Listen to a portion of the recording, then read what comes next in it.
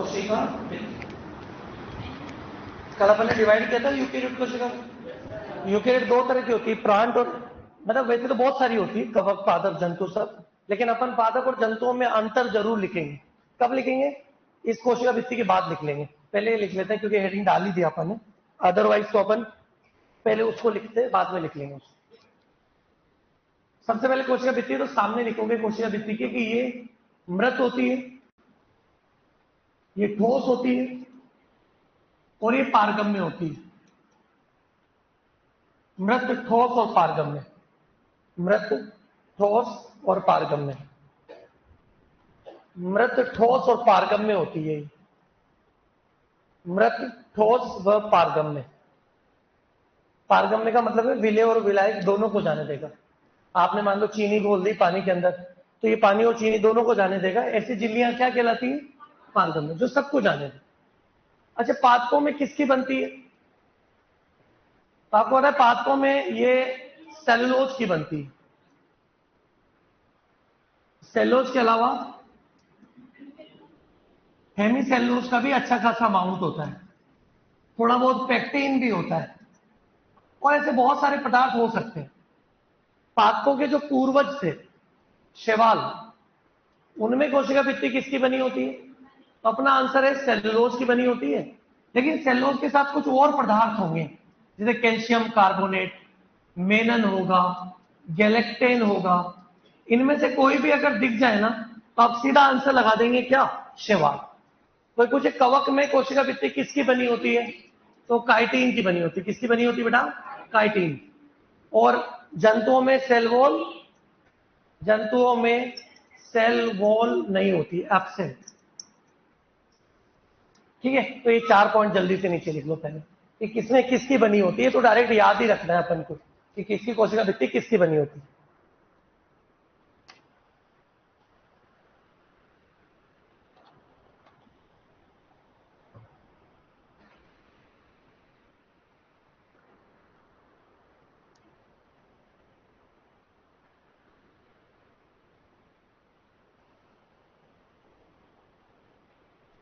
पादपों में cellulose, hemicellulose और पेक्टिन।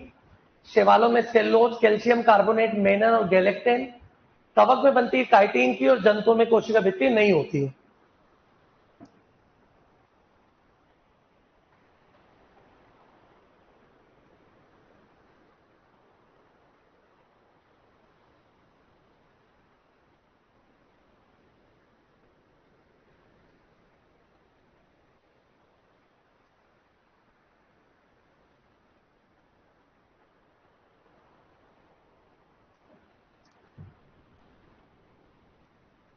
कोशिका भित्ति कैसी होती है? मृत, ठोस और पारगम्य। पादपों में सेलुलोज, हेमीसेलुलोज याद रखो। शैवालों में सेलुलोज के साथ इनमें से कोई भी दिख जाए तो टिक कर देना, और काइटिन कवक में, और जंतुओं में कोशिका भित्ति होती नहीं है। हम विस्तार से जिसकी कोशिका भित्ति पढ़ेंगे उसका नाम है प्लांट सेल वॉल। किसके बारे में पढ़ेंगे बेटा? प्लांट सेल वॉल के बारे में। लिखो प्लांट सेल वॉल, प्लांट कोशिका भित्ति, प्लांट सेल वॉल।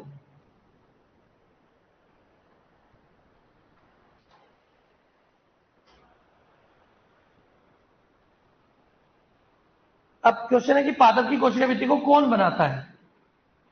जैसे प्रोकैरियोट में कोशिका भित्ति कौन बनाता है? हाँ, मीजोसोम बनाता है। कल ही तो लिखा था कोशिका भित्ति का निर्माण करना किसका कार्य है? मीजोसोम का। वैसे पादपों में कौन करेगा? तो इसका निर्माण गोल्जिकाए करता है। कौन करता है? गोल्जिकाए। और पादपों की गोल्जिकाए को और क्या बोल सकते हो आप? डिक्टियोसोम। क्या बोल सकते हैं? डिक्टियोसोम। डिक्टियोसोम मतलब गोल्जिकाए होता है पादपों का। तो इसका निर्माण गोल्जिकाए द्वारा होता है। किसके द्वारा होता है बेटा? गोल्जिकाए के द्वारा होता है। लिख लो इसको। पादप की कोशिका भित्ति का निर्माण गोल्जिकाए मतलब डिक्टियोसोम करता है। डिक्टियोसोम, गोल्जिकाए।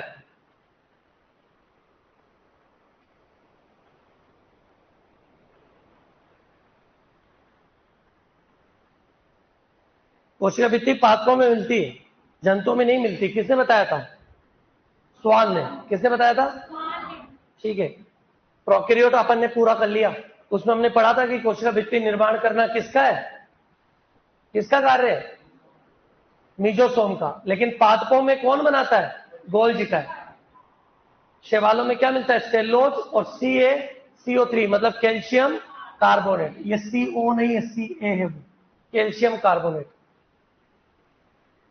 ये लिख लिया सबने कि निर्माण कौन करता है, गोल्जी का है, जिसको आप और क्या कह सकते हैं बेटा, डिक्टियोसोम। पादप की जब कोशिका भित्ति अपन पढ़ेंगे ना, मान लो कि पादप ही ये रहा और पादप की 2 कोशिकाएं, तो आप देखेंगे पादप की 2 कोशिकाएं आपस में जुड़ी हुई होती है और बीच में जो परत है इसका नाम है मध्य पटलिका।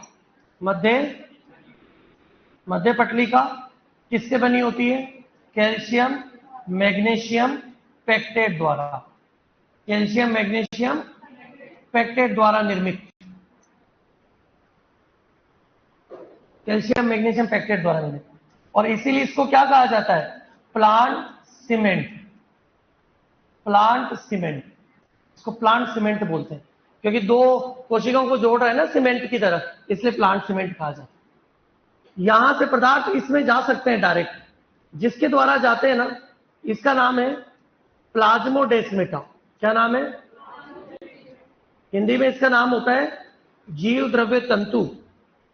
क्या होता है, इंग्लिश में तो क्या बोल रहा हूं मैं, प्लाज्मो डेस मेटा, और हिंदी में बोलते हैं जीव द्रव्य तंतु। जेईटी में क्वेश्चन आया था इसका 2020 में कि 2 कोशिकाओं के बीच में किससे संबंध बना रहता है, ये इसका केंद्रक और ये इसका केंद्रक। भित्ति में अधिकतम कितने परतें हो सकती है, 3। कितनी हो सकती है, सबसे बाहर की परत क्या होती है, प्राथमिक भित्ति, इसको क्या बोलते हैं अपन। जो बीच में होती है वो बेटा द्वितीयक, क्या होती है ये, द्वितीयक। और जो सबसे अंदर होती है वो, इसको अपन बोलते हैं तृतीयक। तो प्राथमिक द्वितीयक और तृतीयक, कितने आवरण है टोटल, 3। ये सब में मिलेगी, ऑल प्लांट सेल, कोई अपवाद नहीं है इसका, सब में मिलती है। द्वितीयक लगभग सब में मिलती है ये, लेकिन क्योंकि मेरिस्टेम में नहीं मिलती, बाकी सब में मिलती है, इसलिए मैं इसको नहीं लिख रहा हूं, सब में नहीं लिख सकता। और ये केवल जाइलम की वाहिनिका में मिलती है। जाइलम के अंदर एक कोशिका होती है वाहिनिका, उसमें मिलती है। तो अधिकतम कितने परतें हो सकती है, 3, जिसमें से कौन सी परत सभी में मिलेगी और कौन सी लगभग सभी में मिलती है, द्वितीय, और केवल जाइलम में मिलने वाली, तो इसमें लिख सकते हैं लगभग सभी में। लगभग इसलिए लिखा है क्योंकि मेरिस्टेम में नहीं मिलता, इसमें लगभग सभी में, तो लगभग ये लिख रहा हूं, ये आप नोट करोगे। ये डायग्राम मध्य पटलिका किससे बनी होती है, कैल्शियम मैग्नीशियम पेक्टेट से, जिसको अपन क्या कहते हैं, plant cement.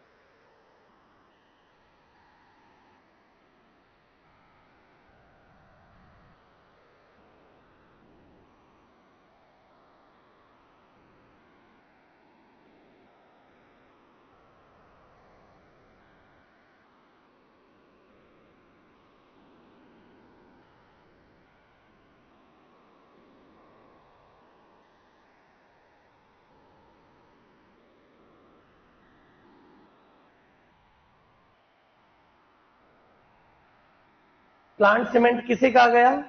Calcium magnesium pectate को प्लांट सीमेंट कहा गया। दो कोशिकाओं के बीच में संपर्क किससे बना रहता है? प्लाज्मोडेस्माटा द्वारा, जिसको हिंदी में क्या बोलते हैं अपन? जीव द्रव्य तंतु। सबसे बाहर मिलने वाली भित्ति कौन सी क्या कहलाती है? प्राथमिक। और सबसे अंदर मिलने वाली तृतीयक। प्राथमिक सब में मिलती है, कोई ऐसी कोशिका नहीं जिसमें प्राथमिक नहीं होगी। द्वितीयक लगभग सभी में मिलती है मेरिस्टेम को छोड़कर, और तृतीयक केवल जाइलम की वाहिनिका में।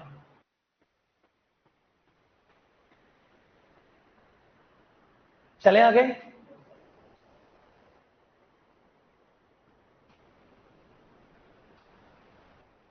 एक स्टार लगा के लिखो नीचे।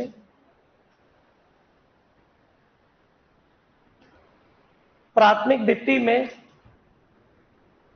प्राथमिक भित्ति में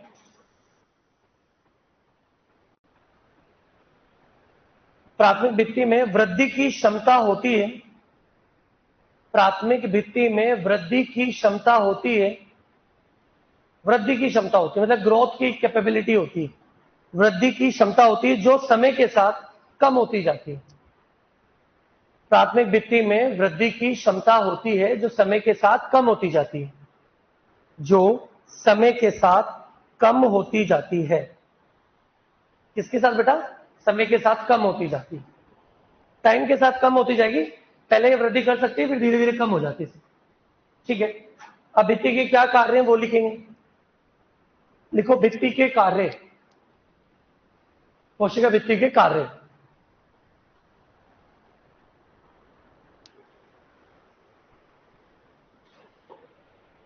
भित्ति के कार्य।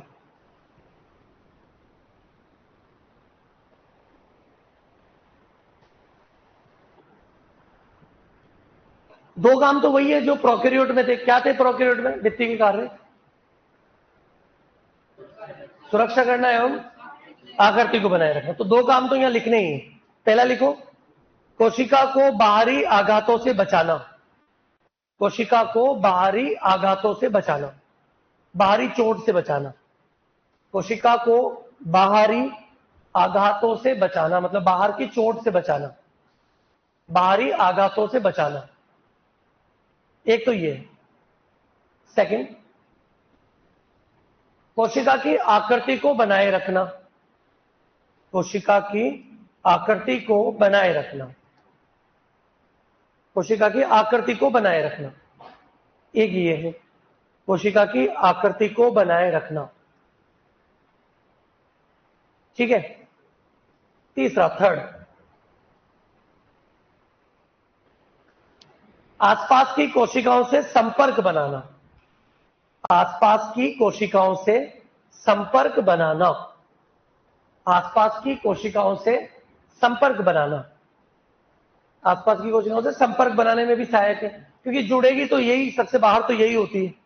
और लास्ट, अवांछित। अवांछित का मतलब होता है जो नहीं चाहिए कोशिका को। अवांछित बड़े अणु के प्रवेश को रोकना। अवांछित बड़े अणुओं के प्रवेश को रोकना। अवांछित बड़े अणुओं के प्रवेश को रोकना। बड़े अणुओं के प्रवेश को रोकना। तो कोई भी फालतू अणु को अंदर नहीं आने देगा। चार काम करेगा। बाहर से चोट नहीं लगने देगा, बड़े अणु जो होते हैं उनको नहीं आने देगा, छोटों को तो आने देता है, और एक आसपास की कोशिकाओं से संपर्क बनाने में सहायक है। तो भित्ति के द्वारा ही संपर्क बनता है। तो वो सब अपन ने लिख लिया। अब अपन लिखेंगे झिल्ली। नेक्स्ट, सेल मेम्ब्रेन, कोशिका झिल्ली।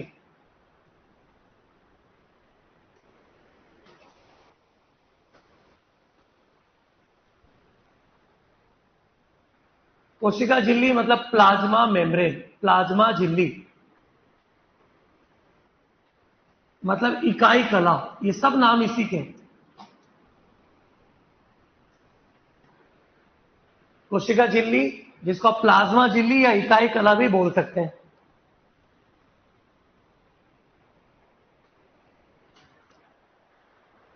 कोशिका झिल्ली, जिसको प्लाज्मा झिल्ली या इकाई कला भी बोल सकते हैं।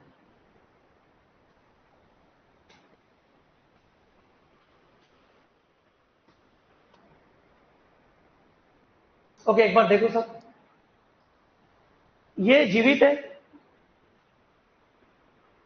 उसके अलावा ये पतली झिल्ली होती है और चयनात्मक पारगम्य होती है, मतलब सेलेक्ट करके जाने देगी, चयनात्मक पारगम्य। ये इसके बारे में अपन ने लिखा है, इसके गुण हैं ये। इसकी मोटाई 75 से 110 एंगस्ट्रॉन होती है। 75 सबसे ज्यादा होती है, कुछ कोशिकाओं में ऊपर नीचे हो सकती है, इसलिए 110 है, बाकी ज्यादातर में 75 ही होती है, 75 एंगस्ट्रॉन। मतलब पता ही है आपको, एक एंगस्ट्रॉन बराबर 10⁻⁻10 मीटर। तो 1 मीटर को आप इतनी बार डिवाइड करो तब जाकर 1 एंगस्ट्रॉन बनेगा। कोशिका झिल्ली सब में मिलती है, चाहे कोई भी कोशिका हो। कोशिका झिल्ली सभी कोशिका में मिलती है, सभी कोशिकाओं में मिलती है,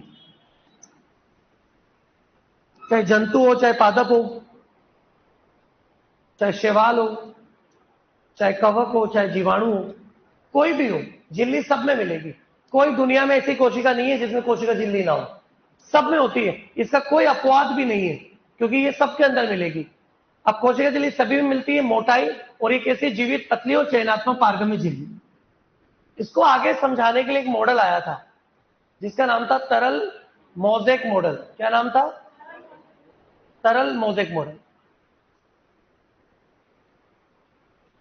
तरल मोज़ेक मॉडल को गुलाब जामुन या तरबूज मॉडल भी कहा जाता है। कुछ उन्हें बोल दिया बस, और कुछ नहीं। गुलाब जामुन या तरबूज मॉडल, ये हम हमारी लैंग्वेज में बोलते हैं, वैज्ञानिकों ने तो नहीं बोला इसको ऐसा। वैज्ञानिक कौन थे जिन्होंने दिया था? सिंगर व निकोलसन। और ये पूछा हुआ है जेईटी में, पहले सीयूटी में भी आ सकता है, एग्रीकल्चर के अंदर।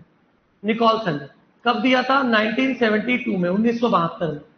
तो सिंगर और निकोलसन का दिया गया सिद्धांत ही, ध्यान रखना, ये जो वैज्ञानिक थे उन्होंने किस पर प्रयोग किया था वो सब बाद में बात करेंगे। पहले यह सिद्धांत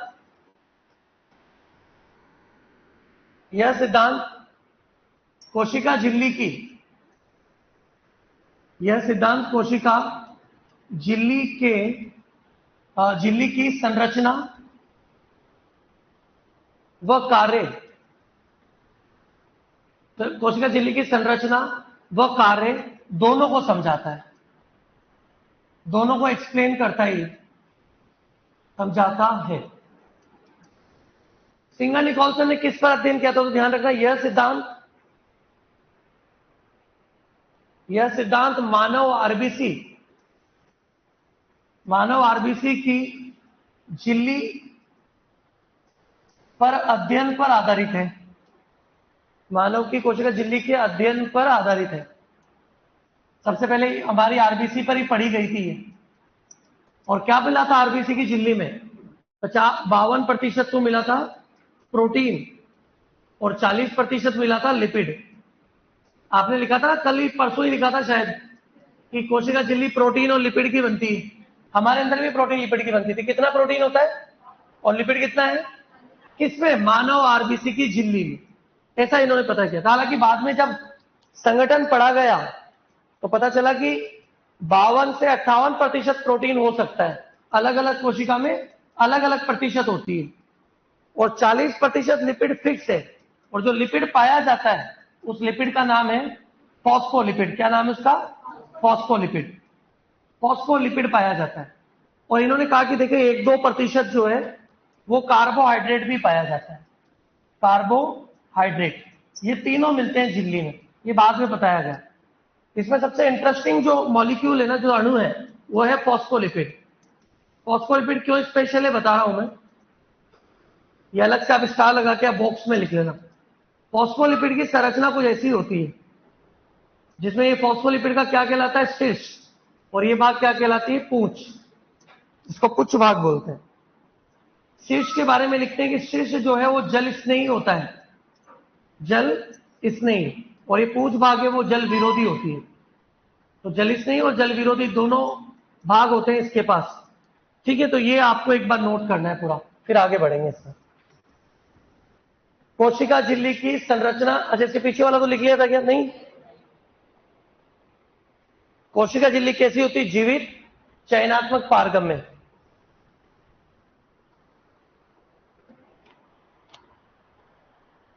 कोशिका भित्ति कैसी होती थी? मृत पारगम्य। ये कैसी होती है? जीवित चयनात्मक पारगम्य।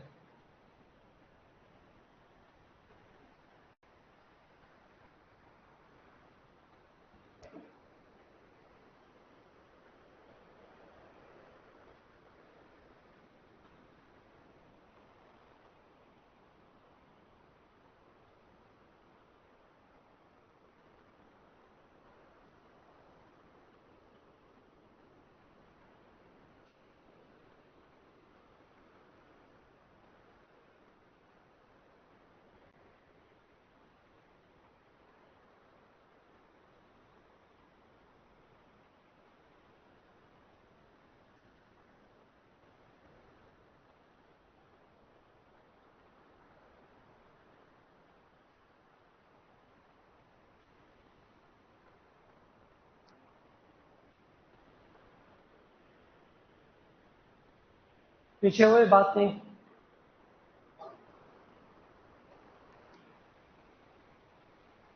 चेंज कर दूं मैं? कोशिका झिल्ली सभी पादप, सभी कोशिकाओं में मिलती है, चाहे वो पादप हो, जंतु हो, कोई भी हो। कोई ऐसी कोशिका नहीं है जिसमें झिल्ली ना हो। ये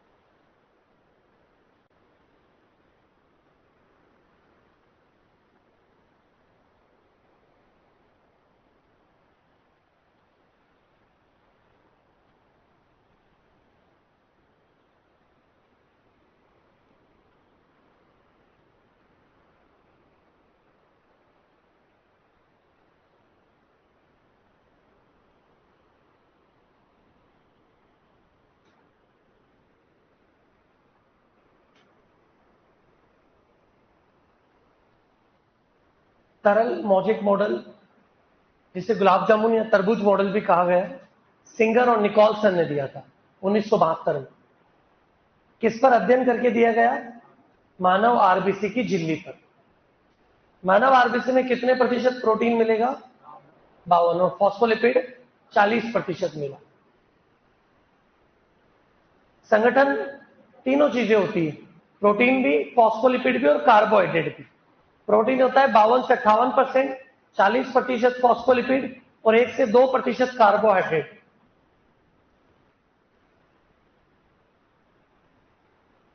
फॉस्फोलिपिड के अणु में शीर्ष और पूंछ दोनों भाग पाए जाते हैं। शीर्ष जल स्नेही होता है और पूंछ जल विरोधी भाग माना जाता है।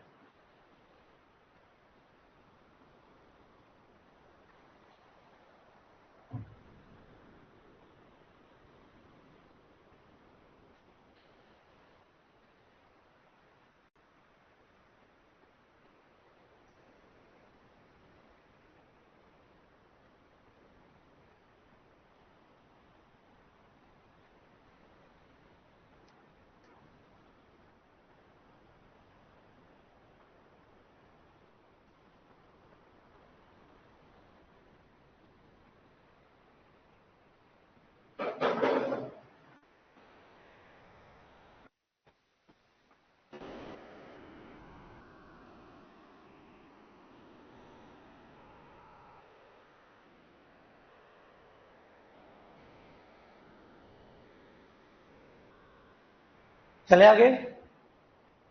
कितने लोगों को बाकी है अभी? पूरा करो एक बार जल्दी से।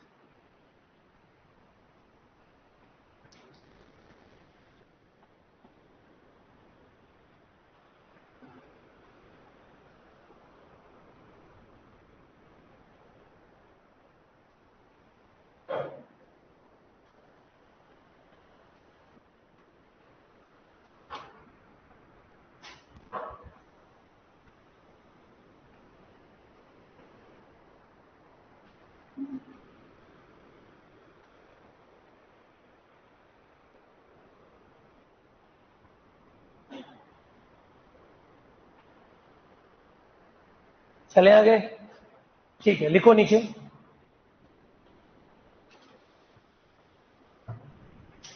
कोशिका झिल्ली में दो फॉस्फोलिपिड की समांतर परतें पाई जाती है।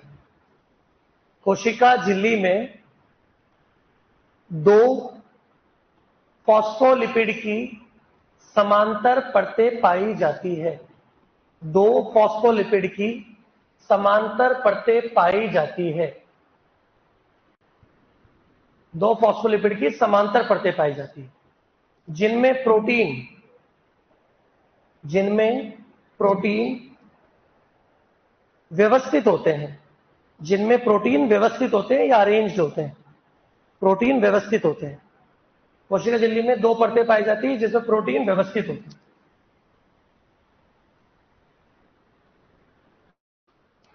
ठीक है, देखिए, मान लो ये कोई कोशिका है और कोशिका से हमने क्या बाहर निकाली? कोशिका झिल्ली। ये कोशिका झिल्ली थी, इसका एक भाग हमने कट करके बाहर निकाला, तो हमें पता चला कि झिल्ली जो होती है ना, उसमें से दो परतें होती है। इस तरह की दो परतें होती है। और जब इसको अपन ने जूम करके देखा कि ये किस तरह की, तो हमने देखा कि ये परतें एक्चुअल में किसकी परतें थी? किसकी परतें थी दोनों? ये फॉस्फोलिपिड की परतें थी। तो कोशिका झिल्ली में कितनी परतें होती है? दो। किसकी होती है?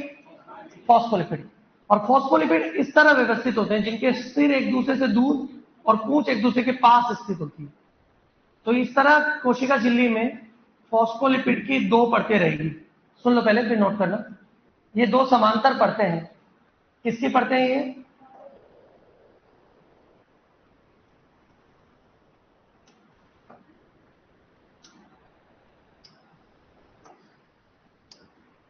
फॉस्फोलिपिड की परतें।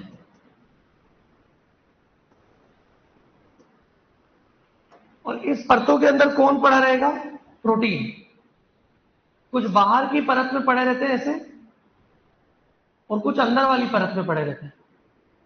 प्रोटीन वैसे रहते हैं जैसे गुलाब जामुन व्यवस्थित रहते हैं ना, वैसे पड़े रहते हैं, क्योंकि लिपिड ही तो है। लिपिड तरल अर्ध तरल रूप में मिलता है। ये जो प्रोटीन है इनको बोलते हैं आंतरिक प्रोटीन। ये ज्यादा होता है, 70% यही मान लो कि टोटल प्रोटीन का 70% तो यही होते हैं अकेले। और कुछ प्रोटीन होते हैं बाहर वाले, जिनको हम क्या बोलते हैं? बाह्य प्रोटीन। क्या बोलते हैं बेटा? और ये टोटल प्रोटीन का कितना होते हैं? 30%, 30% होते हैं। कुछ प्रोटीन पूरी मोटाई में मिलेंगे, बड़े प्रोटीन है आकार में। ये जो प्रोटीन है पदार्थों के आने जाने में हेल्प करते हैं, पदार्थ इनके अंदर से निकल कर जाते हैं। तो ये जो प्रोटीन है इनका नाम दिया गया टनल। टनल बनाते हैं, ये छिद्र बनाते हैं, इसलिए पोरीन, पोर मतलब छिद्र होता है इंग्लिश में। टनल या पोरीन प्रोटीन बोलते हैं इनको। पदार्थों के आवागमन में हेल्प करते हैं। एक कोशिका दूसरी कोशिका को पहचान सकती है क्योंकि उन पर, उनमें बाहर की तरफ, इस तरफ क्या मिलती है? कुछ शाखाएं मिलती है। ये कुछ शाखाएं मिलती है इस तरह, इनको बोलते हैं शाखा। और ये कोशिका को पहचानने का काम करती है। आपको बताओ, वो एंटीजन एंटीबॉडी को पहचानती है, शुक्राणु अंडाणु को पहचान लेता है। तो एक कोशिका दूसरी कोशिका को पहचान सकती है। ये इसके बाहर की तरफ ऐसे शाखाएं होती है कुछ। तो ये जो शाखा है मैंने वहां बना दी। तो जब मैंने इसको जूम किया तो ये भी शाखा है और ये दोनों की परतें ये। और इसके अंदर कौन व्यवस्थित है? प्रोटीन पड़ा हुआ है, बाहर भी और अंदर भी। जो अंदर पड़े हुए ज्यादा है, बाहर थोड़े कम होते हैं। ये कोशिका झिल्ली की संरचना है। पहले पॉइंट लिखेंगे फिर डायग्राम बनाएंगे। लिखो नीचे पॉइंट। कोशिका झिल्ली की प्रकृति कोशिका झिल्ली की प्रकृति अर्ध तरल होती है। कोशिका झिल्ली की प्रकृति अर्ध तरल होती है, अर्ध तरल होती है। ब्रैकेट में लिखो, फॉस्फोलिपिड के कारण।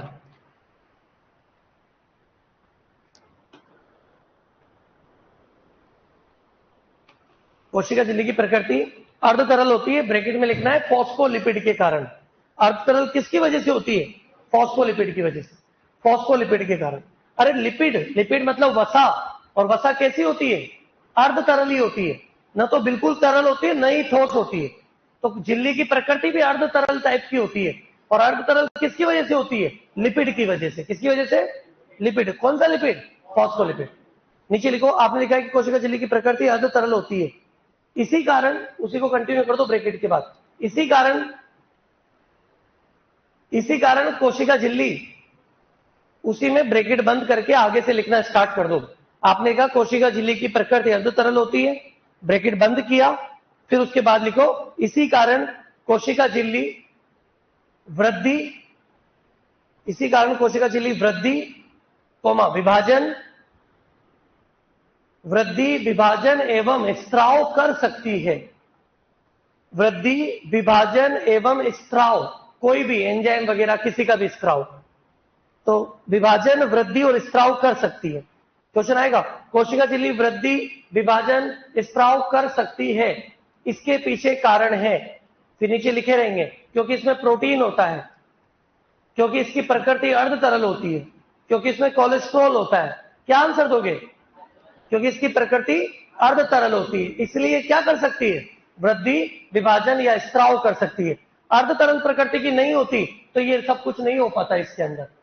अच्छा, ये अर्ध तरल है तो फिर ये तो टूट सकती है। आंसर नहीं टूटेगी, क्योंकि इसके अंदर क्या मिलता है? कोलेस्ट्रॉल। कोलेस्ट्रॉल एक वसा का प्रकार है, ये इसको मजबूती देता है। तो लिखो, इस कोशिका झिल्ली में कोलेस्ट्रॉल पाया जाता है, कोशिका झिल्ली में कोलेस्ट्रॉल पाया जाता है, कोशिका झिल्ली में कोलेस्ट्रॉल पाया जाता है, जो इसे स्थायित्व बनाता है, जो इसे स्थायित्व देता है। कोशिका झिल्ली में कोलेस्ट्रॉल पाया जाता है, जो इसे स्थायित्व देता है। कोलेस्ट्रॉल पाया जाता है जो इसे क्या देता है? स्थायित्व। इसकी वजह से ये स्थायी प्रकृति में होती, नहीं तो स्थायी नहीं हो सकती थी। कोलेस्ट्रॉल की वजह से क्या होती है बेटा? स्थायित्व। तो आपने देखा कोलेस्ट्रॉल पाया जाता है जो स्थायित्व देता है। नेक्स्ट पॉइंट, बस स्थायित्व देता है मतलब मजबूती बनाता है, ठीक है। नेक्स्ट पॉइंट,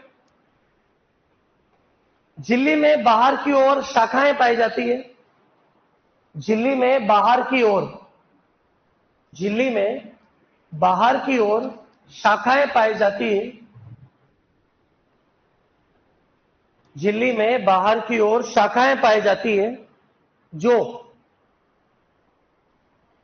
कोशिका की पहचान के लिए आवश्यक है, जो कोशिका की पहचान के लिए आवश्यक है, या कोशिका की पहचान में सहायता करती है। जैसा लिखो आप, जो कोशिका की पहचान में सहायता करती है, पहचान में सहायता करती है।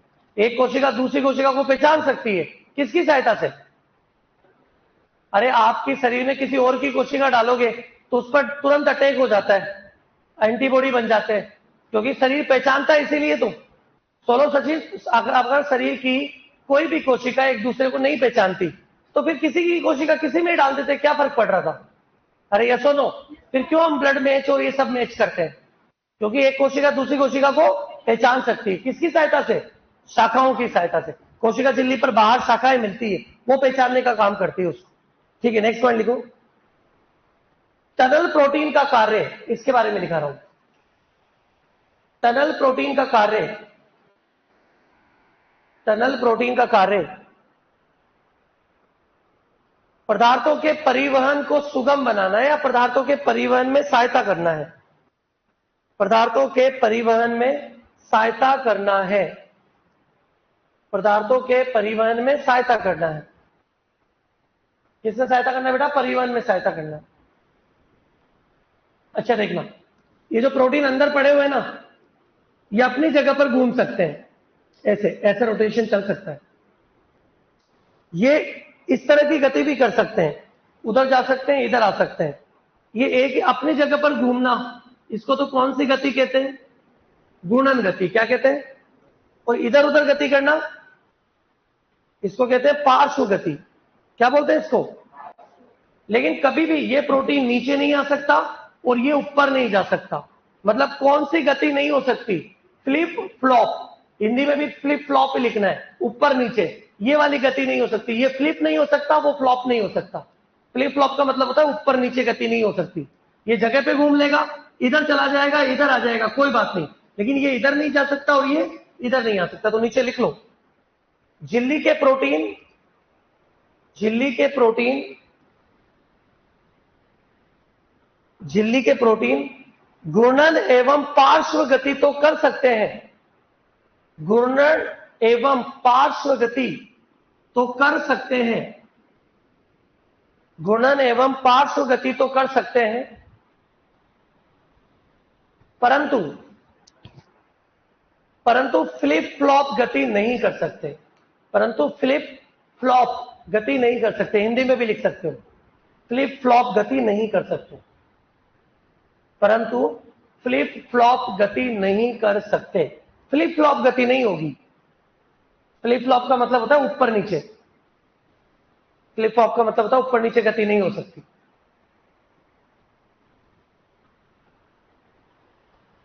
ठीक है, ये नोट कर लो डायग्राम।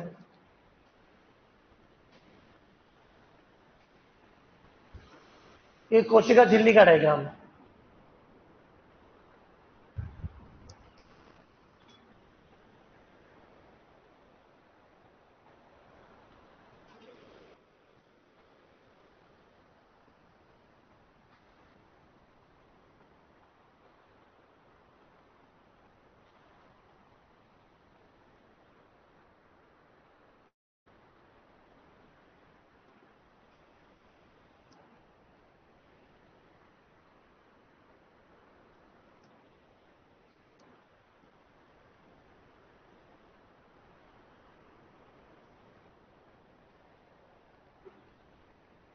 खड़ो जाओ बेटा, खड़ो जाओ, खड़ो जाओ, खड़ो जाओ जल्दी से। गुड, लिखो खड़े खड़े। और भी कोई था साथ में? तुम भी खड़ो जाओ। नहीं कोई बात नहीं, खड़ो जाओ। तुम दोनों काफी देर से बातें कर रही थी, उसको अच्छा नहीं लगेगा। अकेले को दोस्त हो ना, तुम खड़े हो। दोस्त से तो दो कम से कम बिचारी। हाँ गुड, दोनों खड़े खड़े लिखो। अब दोनों को अच्छा फील होगा। बेटा ये दौरा कैसे पड़ा एकदम से? ये दौरे क्यों आ रहे हैं? ऐसे आते ही हूँ, कभी कभी आते हैं क्या हमेशा? पहले भी ऐसे थे कि चोट लग गई थी? कभी चोट लगी थी? कब? बचपन में? तब से दौरे पड़ते हैं? सही है। तो ट्रीटमेंट चल रहा होगा फिर इसका। Good, very good. तो आज के टैबलेट नहीं ली सुबह सुबह? ओके, तभी ऐसा हुआ। और तुम बेटा, तुम भी साथ में गिरी थी क्या? कि इसने किसने बाटे की मार दी तुम्हारे? बाटा जानते हो ना? नहीं जानती? पत्थर। उसने तो एक्सेप्ट कर लिया, उसको तो दौरे बढ़ गए, उसने तो बात खत्म हो गई। तुम्हारा बताओ बेटा, तुम लोग हॉस्टल में रहते हो दोनों? तो मुझे लगा उधर चाहते हो, बीच में क्या वो भांग का ठेका पड़ता है, क्या पता सुबह सुबह एक दो गिलास लगा के आते हो। ये भी तो हो सकता है, जो आराम से बढ़िया नशे में बैठती है। क्या हो गया था अचानक? फिर भी कुछ तो ऐसा सोचा होगा ना तुमने कि एक बार हंस लिया जाए। क्या सोचा था बताओ?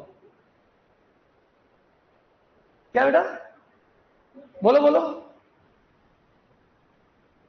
वो दूसरी पड़ोसी भी है साथ में? तीनों झुंझुनू साथ तो दो बेटा। तुम भी हंसने में थे थोड़ा? नहीं, नहीं थी वो तो।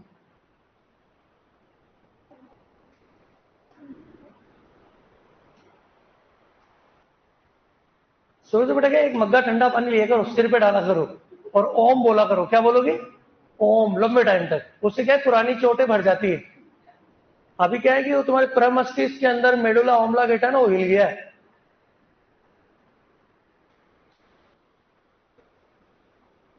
अभी ठीक है बेटा? खुशी के आंसू इतने? Very good.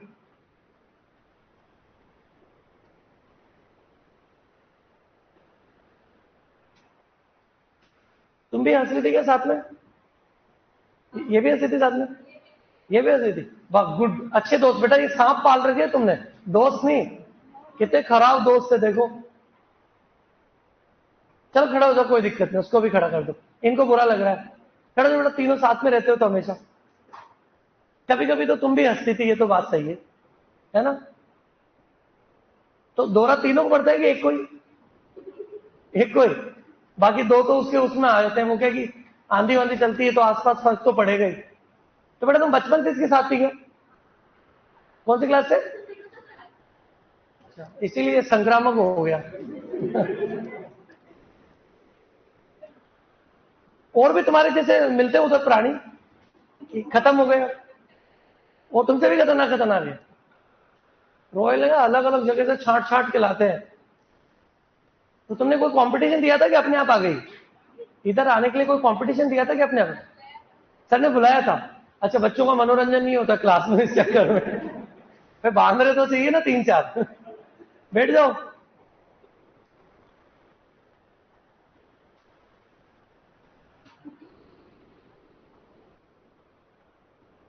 चलो चलें आगे।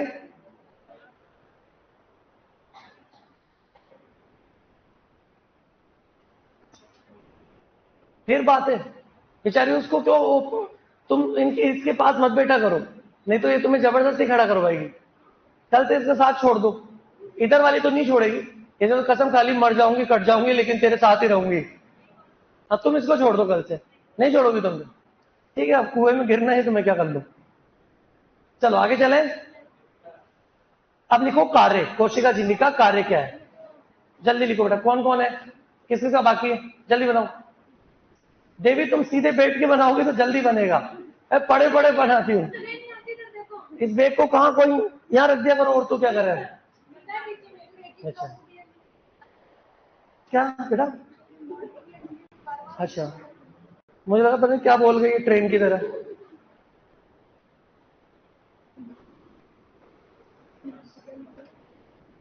पीछे हो, खड़ा हो जा तू भी। तू दो तीन बार तो पीछे पलट के देख लिया, खड़ा हो जा। हाँ, क्या हो गया? क्या इंपॉर्टेंट बात चल रही? पेन मांगता, हंसते हुए पेन मांगता है तू? ये और खतरनाक बीमारी है। तो पेन मांगना है कि हाँ भाई पेन दे दो, उसमें हंस क्यों रहा है? क्या ऐसे हंस हंस के मांगता है तू यूं? मत कर बात, बैठ जा।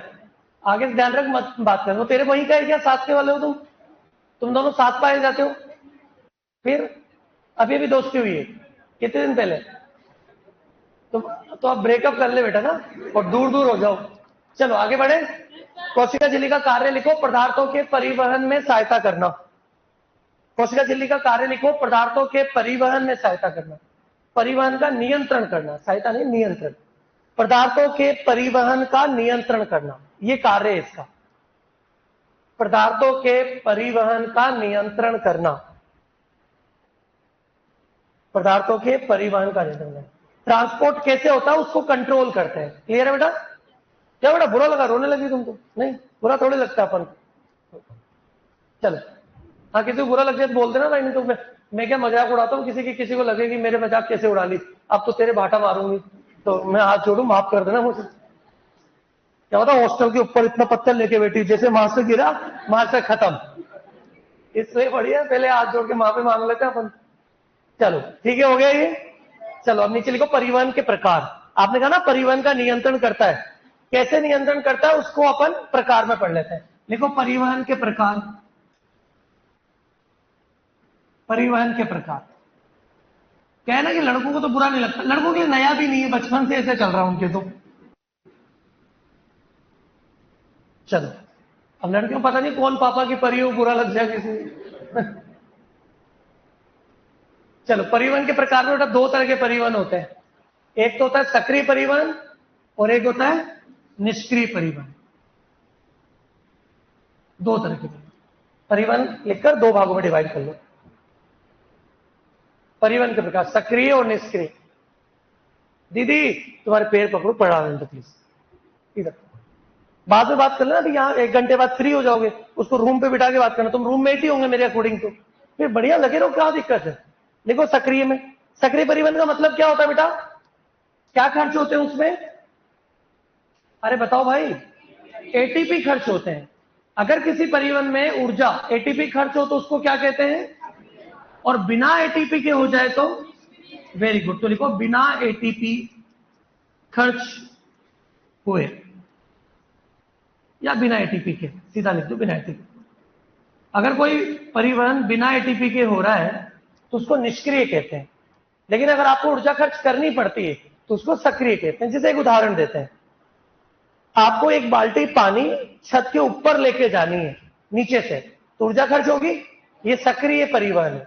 लेकिन अगर ऊपर से पानी नीचे फेंक दिया जाए तो वो निष्क्रिय, क्योंकि उसमें आपकी ऊर्जा खर्च नहीं हुई, पर्यावरण की वो उसका मतलब नहीं, खुद की बात है यहां पर। तो ये परिवहन भी दो तरह का होता है। अच्छा सुनो, किसी भी पदार्थ को अगर उसकी उच्च सांद्रता से निम्न की तरफ भेजा जाए तो कोई ऊर्जा खर्च नहीं होती। जैसे पेट्रोल छोड़ दो उड़ जाएगा अपने आप, है ना। परफ्यूम की डिब्बी खोल के रख दो, वो अपने आप चला जाएगा। कुछ भी चीज, कपूर रख दो, कपूर अपने आप उड़ जाता है। कोई भी पदार्थ अपनी अधिक सांद्रता से कम सांद्रता की ओर अपने आप जाता है बिना ऊर्जा खर्च किए। लेकिन अगर आप सांद्रता के खिलाफ ले जाओगे, कम से ज्यादा की तरफ, तो फिर आपको क्या खर्च करनी पड़ेगी? वातावरण के पेट्रोल को इकट्ठा करके एक जगह इकट्ठा करना पड़ेगा तो ऊर्जा खर्च करनी पड़ेगी। गैस को इकट्ठा करके सिलेंडर में भरना होगा तो ऊर्जा खर्च करनी पड़ेगी। इसका मतलब जब आप निम्न से उच्च लेके जाओगे तब आपको क्या खर्च करनी पड़ेगी? ऊर्जा। तो आप पहले सक्रिय में लिखो, इसमें पदार्थ को निम्न से उच्च सांद्रता की ओर ले जाया जाता है। इसमें पदार्थ को निम्न से उच्च सांद्रता की ओर ले जाया जाता है। उच्च से निम्न, सॉरी उल्टा, निम्न से उच्च सांद्रता की ओर ले जाया जाता है। मतलब बेटा सांद्रता प्रवणता के अनुरूप या खिलाफ? अरे सांद्रता प्रवणता के अनुरूप या खिलाफ? खिलाफ। प्रवणता का मतलब होता है बेटा उच्च से निम्न, तो अपन निम्न से उच्च ले जा रहे हैं तो अगेंस्ट हो गया उसके, ठीक है। आपने कहा पदार्थ को निम्न से उच्च सांद्रता की ओर ले जाते हैं, और उधर लिखो निष्क्रिय में, इसमें पदार्थ को उच्च से निम्न ले जाते हैं, इसमें पदार्थ को उच्च से निम्न ले जाते हैं, ये निष्क्रिय में लिखना। पदार्थ को उच्च से निम्न ले जाते हैं, तो उच्च से निम्न में तो कोई खास दिक्कत नहीं है, अपने आप चला जाएगा। दुनिया अपने शरीर में जो भी आयन पंप है ना बेटा, जैसे सोडियम पंप लिख लो, पोटेशियम पंप लिख लो, कोई भी आयन पंप, कोई भी आयन, वो हमेशा किस में काउंट होता है? लेकिन अगर आपके शरीर में कहीं पर विषरण हो रहा है, आपके शरीर में कहीं पर परासरण हो रहा है, तो ये कौन सी प्रक्रिया है? दोनों निष्क्रिय। तो इसके उदाहरण तो लिख लो विषरण परासरण, उसका उदाहरण लिख लेना पोटेशियम पंप, सोडियम पंप, इस तरह के कुछ उदाहरण लिख लो ताकि काम आ जाए। ये Na+ sodium pump, K+ potassium pump, कोई भी आयन हो, कोई भी आयन, वो सब इसमें आते हैं। और विषरण परासरण किस में आता है? निष्क्रिय में। यस और नो? बोलो भाई। ये तो ऊर्जा के आधार पर विभाजन किया था, किसके आधार पर? अब अपन दिशा के आधार पर भी बांटेंगे। फिर परिवहन लिख के डिवाइड करो, वापस परिवहन लिख के दो पार्ट में डिवाइड करो, खत्म हो जाएगा फिर ये झिल्ली वाला टॉपिक। परिवहन को वापस डिवाइड करोगे कैसे? सुनो, एक तो लिखोगे एंडोसाइटोसिस। क्या लिखोगे बेटा? एंडोसाइटोसिस। और एक होता है बेटा एक्सोसाइटोसिस। एंडोसाइटोसिस मतलब बेटा क्या? पदार्थ का कोशिका में प्रवेश, कोशिका के अंदर आना। और एक्सो का मतलब पदार्थ का कोशिका से, सेल से निष्कासन, बाहर जाना। यस और नो? गुड। पदार्थ का कोशिका में प्रवेश एंडोसाइटोसिस, पदार्थ का कोशिका से बाहर निकलना एक्सोसाइटोसिस। अंदर कौन आया है? अगर अंदर तरल का प्रवेश हो, तरल का प्रवेश हो तो उसको बोलते हैं बेटा पिनोसाइटोसिस, पिनोसाइटोसिस। और अगर ठोस का प्रवेश हो तो उसको क्या कहते हैं अपन? उसको हम बोलते हैं फेगोसाइटोसिस, फेगोसाइटोसिस। ये लिख लो आप, पिनोसाइटोसिस और फेगोसाइटोसिस।